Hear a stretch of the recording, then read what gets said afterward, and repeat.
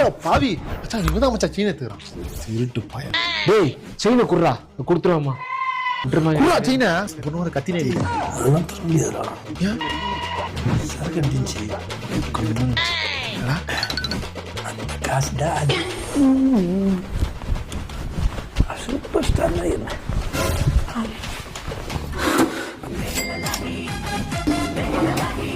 கண்ணா லட்டு திங்க ஆசையா